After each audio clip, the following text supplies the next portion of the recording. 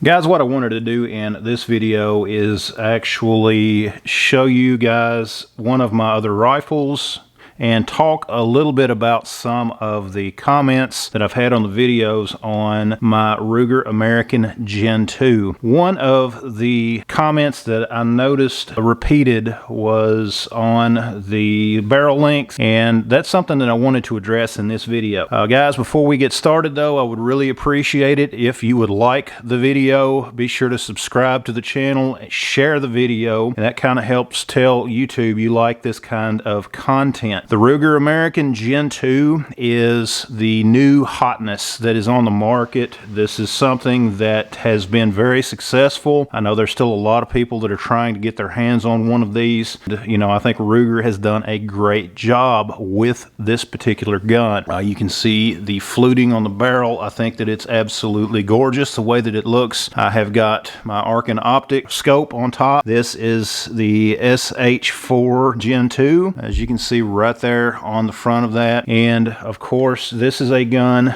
that I've got a few videos on my channel, so go back and check those out. What I wanted to talk about in particular and address was the barrel length comments that a lot of people have mentioned on that. Now, the barrel length, published barrel length for this gun is 20 inches. Now, I know that there's been some folks that have gone in and measured, and they're saying that it's closer to 18 3/4 or so because of the way that this muzzle brake is. But you know, either there, here or there, you know, whatever it is, 18 3/4 or 20 inches, we know that it is, you know, approximately 20 inches. You know, Ruger's published is 20 inches, so that's what we will go with. Now, the rifle is one that is, of course, this one is in 6.5 Creedmoor, and it has shown itself to be very accurate. I plan on doing an accuracy video in the near future. I was out doing some shooting with it recently. You know, I was just out playing around, just having some fun with it, and a very, very enjoyable gun. Now, the reason that I wanted to bring my Remington 700 out, and of course on this one I have got the Arcin Optics EP5. In a future video I'm going to do a comparison between these two scopes for you guys, so be sure to subscribe to check that out. One of the things with the barrel length on this one, this is an older one. This, of course, the SPS Varmint, this one is one that I've had for, oh my goodness, I guess nearly 20 years or going on 20 years or something like that. This is a 26-inch heavy barrel.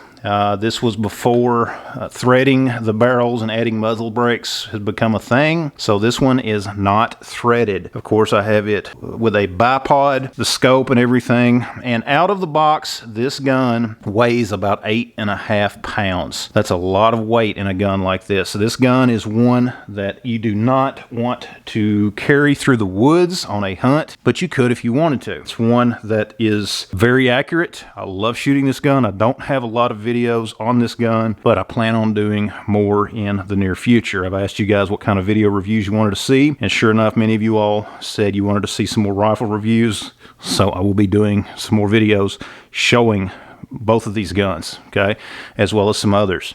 Now, the main topic with that longer barrel, that 26-inch barrel, this gun is, of course, 2 pounds heavier out of the box, and that's before you add an optic or anything else to it. If you're going to go hunting, depending on where you live, depending on what you're going after, the shorter, lighter rifle is going to be much more comfortable to carry. Okay, that is something that is without question. It's going to be much more comfortable to carry, and depending on where you live, I know around me, if I was to go deer hunting, around me, you're not really going to find anything. I'd say the average, the longest shot that you're going to make on a deer anywhere around me, at the most, would be 300 yards. Where I live at, there's just too many hills, things like that to even consider needing much more distance than that. You know, there are some places you could go where you're going to stretch it out a little further, but most of the time hunters are going to try to get a lot closer to a deer to make a shot. And that's why something like this, being much lighter and still very accurate and very capable, is going to be my choice and the choice of most hunters. That shorter barrel, the fluting of this, the way that it has lightened it up, that is going to be a much better choice in my opinion. My Remington 700, that is in no way to take away from what this beast is and is capable of doing. This being chambered in .308, I love .308. It's probably one of my favorite calibers. This gun is extremely accurate. I have had this gun bench rested and the rounds will touch at 100 yards. I mean, that's just the way that this gun is. It is just a very accurate gun. And this gun is one that I would not want to take on a hunt. This is one that when I do shoot it, it is in a rest, it is on the bipod, it is on a tripod or something else, simply because of the weight of the gun. Of course, the weight soaks up the recoil, makes that .308 a lot less punchy, I guess you could say. And it's a very accurate gun. It's a very fun gun to shoot. Of course, the action on this, typical Remington 700, and that is another thing that I bring up in this video, is the differences in the actions. Of course, you have the 90-degree throw on the Remington 700. It does clear my scope. I want to show you how close you get, though. You can see it does get very close, and you know, if you have your scope cap down, I mean, it's just right there. In fact, a previous scope that I've had on this gun, this action would actually hit and open that scope cap. The Ruger American Gen 2, it has a 70-degree throw. You're a little further away from your optic on that, okay? A little bit further away. The action on the Ruger feels very good compared to my Remington 700. Has a lot more of a solid feeling compared to the Ruger, but not to say in any way, shape, or form that the Ruger is bad. The triggers. This is something that I'm going to try to show you. I'm going to use my left hand to show you the triggers on these. With the American Gen 2, the Ruger American Gen 2, you do have the little safety dongle here. When you press that trigger, very light amount of creep before that goes off. Let's see if I can show you that in a little bit more of a close-up view. Okay, watch that trigger very carefully. You can see there is just the absolute slightest amount of creep on that trigger. Okay, adjustable trigger, 3 to 6 pounds, I believe is what it is, what their published weight is. I've not put this on a pull scale. Now the Remington 700, this is what I'm going to have to say about it. On my Remington 700, that trigger is better. Okay, and just touch it, there is like no creep in this trigger. Just none. Once I press that trigger, it just goes. The trigger is better on my 700 compared to what it is on my Ruger. But that's not to say that this is a bad trigger, because it is not. Price difference between these two guns on the street, probably around $250 price differences, I think, is what you would find them for today. Of course, this is one that predates a lot of the issues that Remington had in their QC and things like that. You know, I've not had any issues with this particular gun.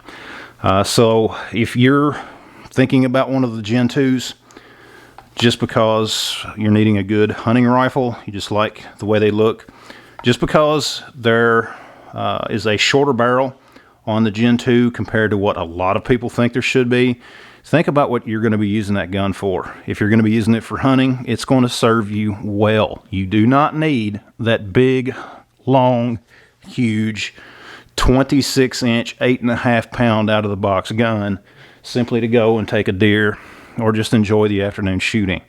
Okay, find what works for you. You know, what works for your budget.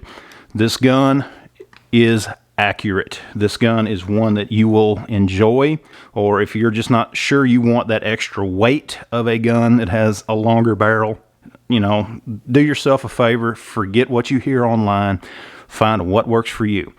Will you get higher velocity out of a longer barrel gun? Yes, but is that higher velocity out of that gun going to be the make or break if you're trying to take a deer? Okay, think about that. Find one that works for you. Find one that is going to provide you with what you need, whether it's just simply going out enjoying the afternoon shooting, or whether it's hunting. But guys, this is just a quick video that I wanted to do to talk a little bit about some of those comments about the barrel lengths of these guns. It is very adequate for what these guns were designed to do. They were designed basically as a hunting rifle, a sport shooting rifle. If you want to get more into the precision, then you may want to look at something else. But these guns are very accurate, and I would put them up against many of the precision guns on the market. But guys, stay tuned for more videos coming up in the near future. I would appreciate it if you would give this video a thumbs up, subscribe to the channel as I had mentioned before, leave me a comment down below, tell me what your thoughts are on them. And guys, as always, thanks for watching, and we'll see you next time.